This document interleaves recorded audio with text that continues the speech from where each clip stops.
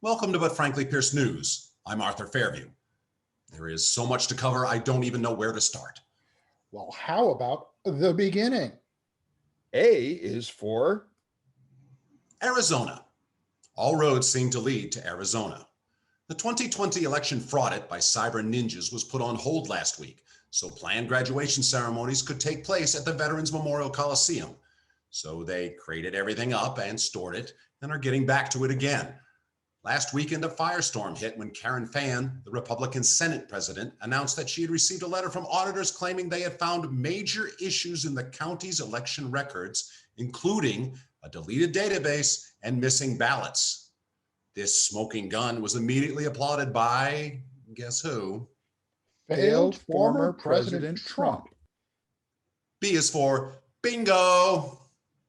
However, the Maricopa County Board of Supervisors, a mostly Republican body in charge of overseeing the elections, furiously disputed the allegations. In a scathing letter addressed to Fann, the board offered a detailed explanation for the auditor's apparent confusion and said the private companies charged with recounting ballots were looking in the wrong place because they have no idea what they are doing. They're digging in the wrong place. The board told Fann she should call the whole thing off, writing, "We implore you to recognize the obvious truth. Your auditors are in way over their heads." Board Chairman Jack Sellers, a Republican, denounced the ongoing recount in a recent meeting. We will be reviewing a response to the state Senate president's attempt at legitimizing a grift disguised as an audit. One should be more concerned about what this exercise is costing us in time and money, and why the ninjas can't even find files that were already given to them by Maricopa County. And if that wasn't enough, there is another little hiccup with this whole mishigas. Katie Hobbs, the Arizona Secretary of State, has been an outspoken critic of this fraud. It certainly is not reflective of the electorate in Arizona. This is a small group of fringe Republicans who are driving this and, essentially trying to relitigate the 2020 election, which is over and done. And anyone looking at what's happening in this process, it is fraught with problems in terms of security, chain of custody of the ballots and the equipment problems. It is fraught with problems. Quite ironically, the same kind of problems that the conspiracy theorists said without any basis in fact happened during the actual election, which we know is not true. And that's what we're seeing carried out in this process right now. There's no way that what's going on right now can result in any kind of reliable or valid outcome in terms of a real audit. Ms. Hobbs dropped a bombshell of her own when declaring the Maricopa County voting machines now have to be replaced, and it is the responsibility of the Arizona Senate to replace them. In a recent interview, Ms. Hobbs explains the concerns. We have no idea what they did in that room or what they did with any of the equipment, and there's no way to ever find out. This agreement with the county requires the Senate to cover the cost of repairing or replacing election materials under the Senate Republicans' control. a covenant of indemnification.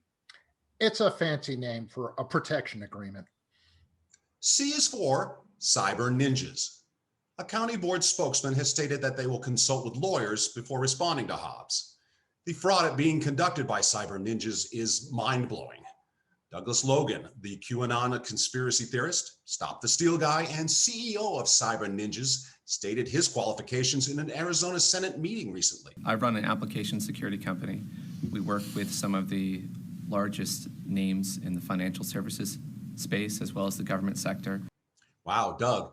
May I call you Doug? So, yes. Which financial services do you do work for? According to the Associated Press, you named Citibank and JP Morgan Chase, yet they have no record of hiring cyber ninjas. So, Doug, how is it that no one has heard of you?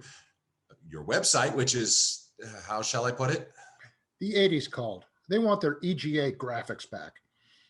A quaint website that has no list of clients, no references, and as for the government sector, they haven't heard of you either.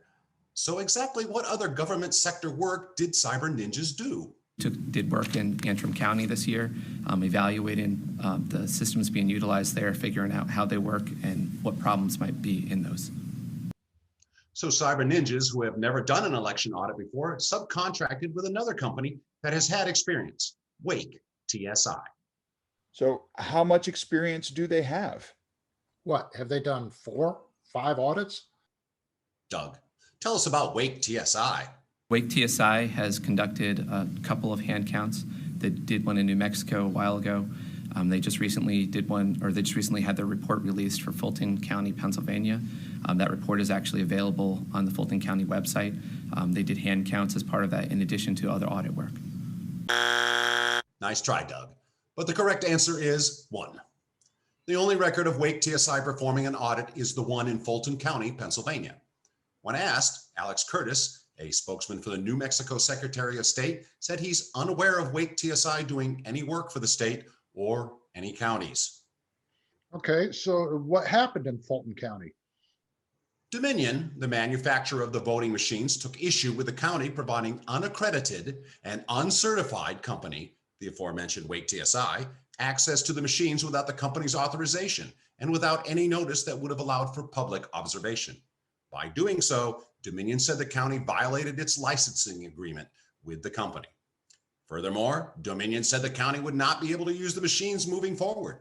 The company required the county to lease new machines at the cost of $25,000, in addition to the $41,000 contract it has with Dominion for 2021.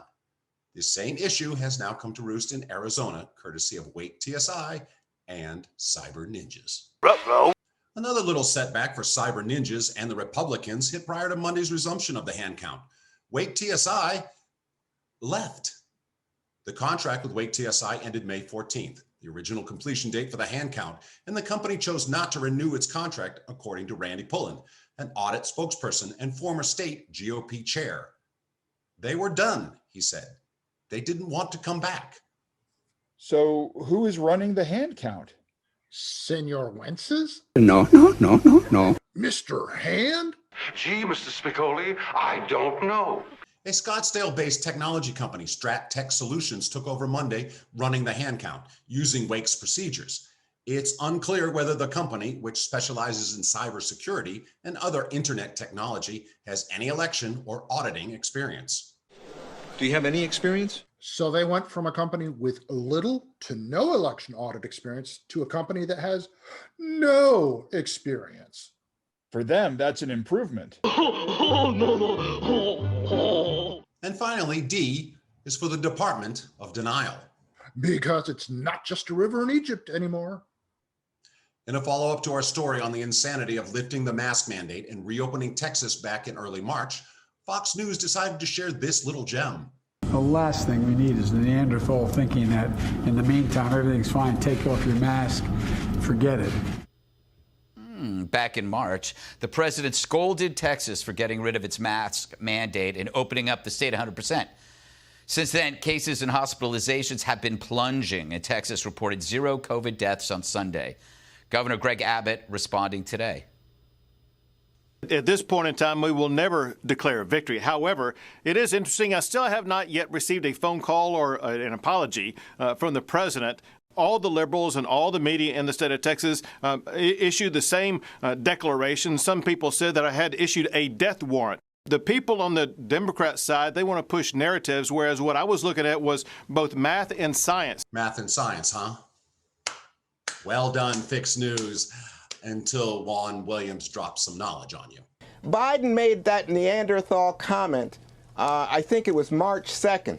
Since then, we've had 6,767 deaths in Texas from COVID.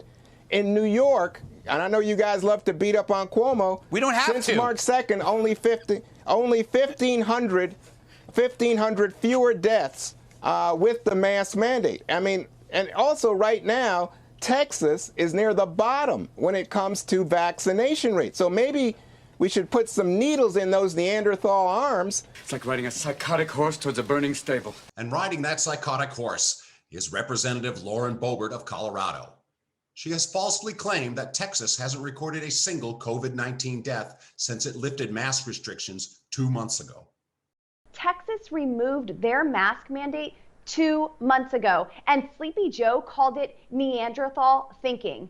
No, sir. Republicans are just following the science. And since removing the mask mandate 2 months ago, Texas has not reported a single COVID death, not one. Well, she is correct. There has not been one death since the restrictions were lifted. There have been over 3,500. According to data published by the Texas Department of State Health Services, around 3,600 people have lost their lives to the virus since March 2nd, which was the day Texas Governor Greg Abbott lifted all COVID-19 restrictions in the state. More than 50,000 people have died in Texas since March 2020. However, on May 16th, the state did report its first day without recording any COVID-19 deaths since the beginning of the pandemic.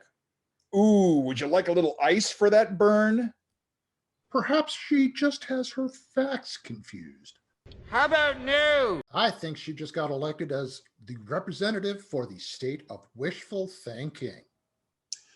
Oh, and in case you missed it, Representative Boebert, there have been over 6,000 deaths from COVID reported in your home state of Colorado since March 2020.